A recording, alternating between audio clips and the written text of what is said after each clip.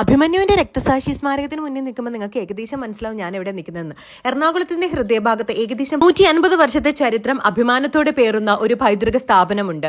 1875 സ്ഥാപിതമായ മഹാരാജാസ് കോളേജ് കേരളത്തിലെ ഏറ്റവും പ്രശസ്തമായ വിദ്യാഭ്യാസ സ്ഥാപനങ്ങളിൽ ഒന്നാണ്. ഈ കോളേജിൽ എന്റെ ഒരുപാട് സുഹൃത്തുക്കൾ പഠിക്കുന്നുണ്ട്. ഇന്ന് ഞാൻ പോയിട്ടുള്ളത് എന്റെ കൂട്ടുകാരൻ മിലന്റെ കൂട്ടത്തിലാണ് കേട്ടോ. അവൻ എന്നെ ചുറ്റി നടന്ന് ഓരോ സ്ഥലങ്ങളും കാണിച്ച് പരിചയപ്പെടുത്തി തന്നുകൊണ്ടിരിക്കുകയാണ്. ഞാൻ കോളേജിലേക്ക് കയറുന്നത് ബാക്ക് എൻട്രൻസിൽ കൂടെയാണ്, അതായത് സുഭാഷ് പാർക്കിന്റെ അവിടെയുള്ള എൻട്രൻസ് കൂടെയാണ് കേട്ടോ. ശരിക്കും അതല്ല അതിന്റെ മെയിൻ എൻട്രൻസ്, പുറകിൽ അതാണ് അതിന്റെ മെയിൻ എൻട്രൻസ്. ഞാൻ കയറി വന്ന സ്ഥലമാണ് അതിന്റെ മെയിൻ എൻട്രൻസ് കേട്ടോ.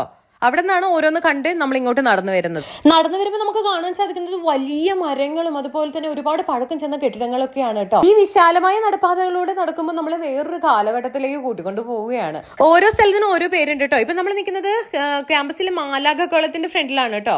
അതുപോലെ തന്നെ കേരളത്തിന്റെ വിദ്യാഭ്യാസ സാംസ്കാരിക രാഷ്ട്രീയ ചരിത്രത്തിൽ മഹാരാജാസ് കോളേജിന് വളരെ പ്രധാനപ്പെട്ട സ്ഥാനമുണ്ട്. ഇന്ത്യയുടെ രാഷ്ട്രപിതാവായ മഹാത്മാഗാന്ധി ഈ ക്യാമ്പസ് സന്ദർശിച്ചിട്ടുണ്ട്. നിരവധി ദേശീയ നേതാക്കളും സാമൂഹിക കർത്താക്കളും ഈ വേദിയിൽ എത്തി വിദ്യാർത്ഥികളോട് സംവാദിച്ചിട്ടുള്ളതിനാൽ ഈ ഒരു കോളേജ് മാത്രമല്ല ചരിത്രത്തിൽ ജീവിച്ചിരിക്കുന്ന സാക്ഷ്യം കൂടിയാണ്. മുന്നോട്ട് നടന്നു പോകുമ്പോൾ വിദ്യാർത്ഥി പ്രസ്ഥാനങ്ങളുടെ ഓർമ്മകൾ ഉണർത്തുന്ന അഭിമന്യുവിന്റെ രക്തസാക്ഷി സ്മാരകവും കാണാൻ കഴിഞ്ഞു. ആ സ്ഥലം കാണുമ്പോൾ മനസ്സിൽ ആദരവും അഭിമാനവും ഒരുപോലെ നിറഞ്ഞു. പിന്നീട് കോളേജിന്റെ വിവിധ ഭാഗങ്ങളിലൂടെ നടന്ന് ചുവരുകളിൽ എഴുതിയ സന്ദേശങ്ങളും ചരിത്രക്കുറിപ്പുകളും വായിച്ചു.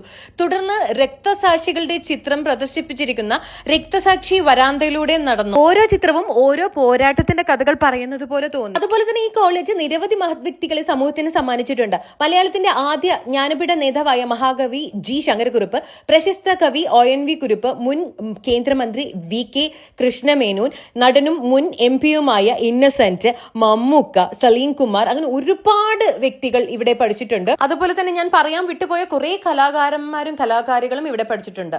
സാഹിത്യ, കല, സിനിമ, രാഷ്ട്രീയം, പൊതുജീവിതം എന്നിവയിൽ തിളങ്ങി നിൽക്കുന്ന നിരവധി പ്രമുഖർ ഈ കോളേജിന്റെ പൂർവ്വ വിദ്യാർത്ഥികളും കൂടിയാണ്. എനിക്ക് പറയാനാണെങ്കിൽ കോളേജ് എക്സ്പീരിയൻസ് ഇല്ലാത്തത് കൊണ്ട് എനിക്ക് ഇതൊരു വലിയൊരു എക്സ്പീരിയൻസ് കൂടിയായിരുന്നു കേട്ടോ. ഞാൻ കോളേജിൽ പഠിച്ചിട്ടില്ല, ഇതുപോലെ വലിയൊരു ക്യാമ്പസിൽ പഠിച്ചിട്ടില്ലാത്തത് കൊണ്ട് തന്നെ എല്ലാം കണ്ട് നടന്ന് കാണാനും. മുന്നേ ഞാൻ പോയിട്ടുണ്ട്, ഇതുപോലെ പല കോളേജിന്റെ ഉള്ളിലും കയറിയിട്ടുണ്ട്. എന്നാലും എല്ലാ കോളേജിലും കയറുമ്പോഴത്തേക്കും ഭയങ്കര സന്തോഷമല്ലേ നമുക്ക്.